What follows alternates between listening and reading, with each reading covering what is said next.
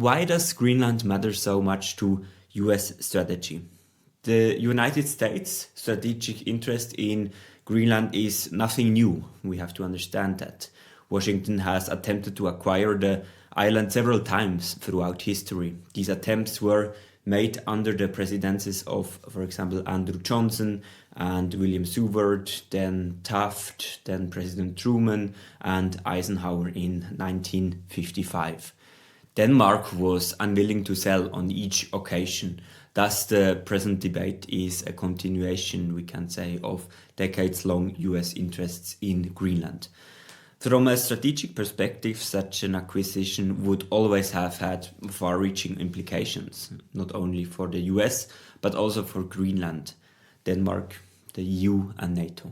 The island plays a key role in maritime surveillance and missile defense in the North Atlantic and the Arctic. During the Cold War, the US maintained up to 15,000 troops there at times. Greenland served as advanced early warning post against Soviet missiles and as a surveillance platform for air and sea traffic between the Arctic and the Atlantic. But today, Greenland matters also for a different reason, and this is where things start to get interesting. With the ongoing melting of the polar ice cap, these factors are once again gaining in importance. New shipping routes are emerging, supply chains are shifting, and the Arctic is increasingly becoming the focus of geopolitical competition. In this context, Greenland could play a role in global trade and European security, comparable to that of the Panama or the Suez canals. And this is exactly where geopolitics stops being abstract and becomes operational. In the logic of the Trump administration, Greenland is a geostrategic space. The island lies at the intersection of the Arctic and the North Atlantic and acts as a natural bridgehead between North America and Europe. In Washington, the Arctic is seen as a strategic area of operations in which rivalry with Russia and China is intensifying. This explains why Greenland is playing a role in American security concepts. But the military side of the story goes further. Greenland is particularly important in the field of missile defense and early warning systems. The US already operates central sensors there to detect ballistic missile launches and monitor near-Earth space. At a time when hypersonic weapons and shorter warning times are putting pressure on traditional deterrence models, the American line of defense is shifting further east. Greenland serves as an advanced observation and response area. And this is where geography quietly becomes power. Add to this the maritime dimension. The island lies on the edge of the so-called Guyuk Gap, the sea zone between Greenland, Iceland and Great Britain, the UK, that was already considered a critical point for controlling Soviet submarine movements during the Cold War. The aim was to prevent a breakthrough into the open Atlantic and to secure transatlantic supply routes.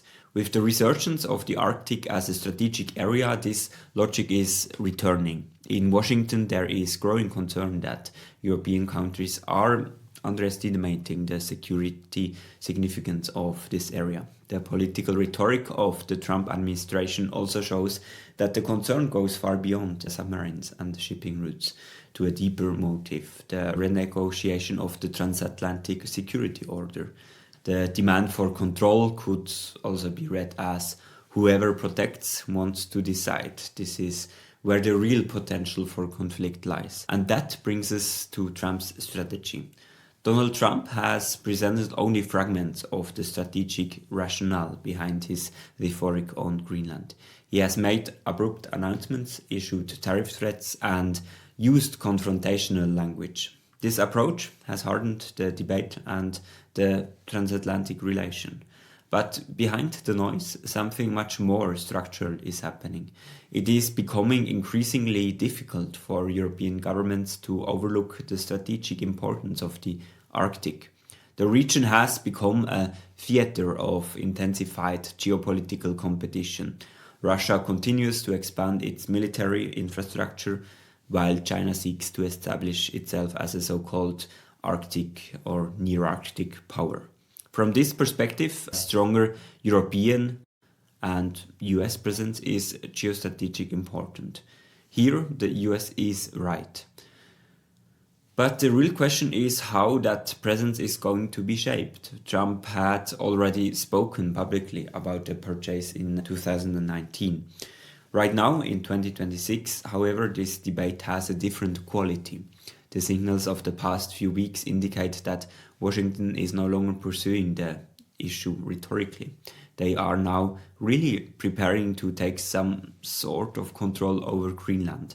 Representatives of the US administration, for example, led by Marco Rubio and J.D. Vance, have entered into talks with Denmark and Greenland officials. Before and after the meeting, the US position remained the same. They want, and from their perspective, need Greenland for, again in their perspective, their national security. And now the US is using tariff threats against 8 European countries to force them into real negotiations around the Greenland case. Why is Trump threatening all of these countries and not just Denmark, who controls Greenland at the moment? As you know, as a reaction to Washington demands, last week several European countries have sent some military personnel to Greenland. In my opinion, partly to signal that they take security in the Arctic seriously. These countries are Denmark, Germany, Norway, Sweden, France and the United Kingdom, the Netherlands and Finland. And all of them now face punitive tariffs from the US. Trump has announced tariffs of 10% from February and 25% from June 2026, explicitly linking them to the Greenland dispute. For Europe, this raises an uncomfortable question. How should it respond to a partner who uses economic pressure as a negotiation tool? And this is where Europe faces a strategic fork in the road. Because Europe now has 3 options, and 2 of them are deeply risky. One option would be to give in to American demands. In such a scenario, Greenland would effectively come under US control. This would not only significantly impair the sovereignty of the Greenlandic people and Denmark, but also send a problematic signal to other states. Europe would be prepared to abandon fundamental principles of its political order as soon as the pressure became great enough. The long-term costs of such a precedent would be difficult to predict. The opposite option would be open confrontation to US demands. First signs of this course are already visible. The European Union has announced that it may suspend the ratification process for the trade agreement with the US announced in July 2025. The Vice President of the European People's Party, Siegfried Mureşan, confirmed on the platform X that in view of recent developments, the EU-US trade agreement will not be ratified. Quote, "The result is that American companies will continue to pay tariffs for exporting to Europe." End of quote. At the same time, representatives of the member states are meeting for an extraordinary meeting at ambassadorial level convened by the Cypriot presidency. It remains to be seen whether concrete countermeasures will be discussed. However, since 2023, the EU has had a formal instrument at its disposal to ward off economic coercion. In extreme cases, it allows for counter-tariffs and other restrictive measures if a third country attempts to use economic pressure to force the EU or individual member states to make political concessions.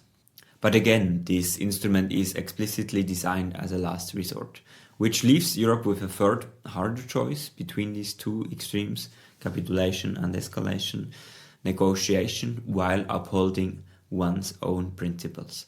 This would acknowledge that Greenland is of considerable security importance to the US without compromising the sovereignty of the actors involved.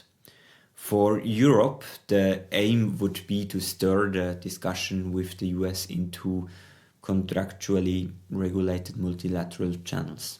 The focus could then be moved to a more and a strong military cooperation and burden sharing between the US and European countries. Such an approach would be more difficult politically, but more stable in the long term than any form of capitulation or open confrontation. And this is where geopolitics meets reality. The task for Europeans now is to formulate a coherent and effective position at the European level. The United States remains Europe's key ally. I still believe this is true, for example, in cultural terms, but also in terms of security policy and economically. If the international order does indeed move towards a new systemic conflict between the US and China, Europe will be faced with a strategic question: where does the continent stand? In such a scenario, there would be much to be said for and in favor of clear transatlantic anchorage.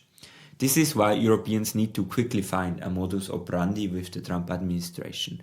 Greenland is of geostrategic importance to Washington, while the EU also has its own interest in avoiding potential security policy grey areas within the NATO area. But neither side can have any interest in escalation or even a breakdown in transatlantic relations. The dispute can only be resolved, I think, through negotiations.